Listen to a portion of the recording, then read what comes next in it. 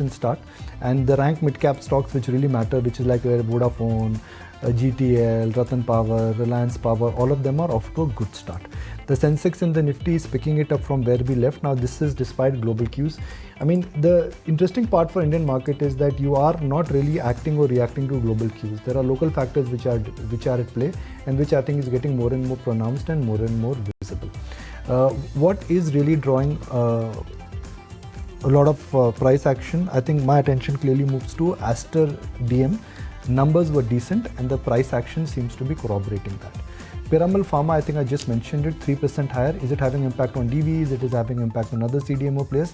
Let's look at it. Piramal Enterprises and HUL are two companies where numbers came out, and then this big acquisition in Sona BLW, which also I think is very important. DVs is not going anywhere, and Sona BLW I think is the one where the price action is quite robust and smart.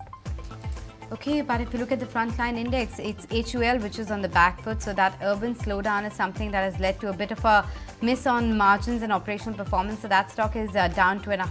Hindalco, SBI Life, these are some of your other losers. As well as TCS, which has started on the back foot. HDFC Bank has actually started in the green today, so watching out for that. ICICI Bank is also giving it party, but to understand, ICICI Bank has been one of those rank outperformers within the banking index. So let's see for how long it can continue to stay in the green. As far as the real estate pack is concerned, after a couple of days of slowdown, it's bouncing back today. So Prestige and Oberoi, Raymond, all of these stocks will come up for you on the screen. While if you look at the Nifty Bank, AU Small Finance Bank is also reacting positively to the kind of earnings it's reported. Talking about positive reaction, it's coming through on Sona Comstar. You also have NLC India, Pidilite, 361, TVS Motors, KEC reacting positively to the kind of news flow which has been there. Birlasoft down 7%. That margin slump is something that the street did not like. VIP, the fact that it reported a loss was not a great news. And KPIT, that's the interesting one. The stock was in focus yesterday as well. They maintained the overall guidance at 18 to 22%, but now they're talking about achieving lower end of the guidance.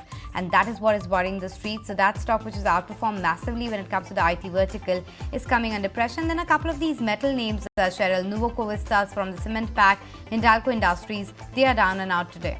All right, a lot of stocks reacting to the news. But Kunal, what are your first trades that you're punching in this morning? Yeah, so it looks like a okay start for the index. We're still seeing the bank Nifty outperforming. So I think in that sense, maybe the index could get into a settling or a trading range. HDFC Bank is something which is looking attractive. The stock forming a bullish flag formation, closing almost at 1737 mark. Expecting the stock to come back to a fresh high, pretty soon. Naresh, what about you? What are your first trades? Is HDFC Bank coming in for Kunal? So what now? Waited out, looking out for Reliance on dips for the day. There comes a time when your heart calls for you to arise. Plant your feet solid into the ground. Decide your own limits. And then break right through them. Become something more. It's my time to rise.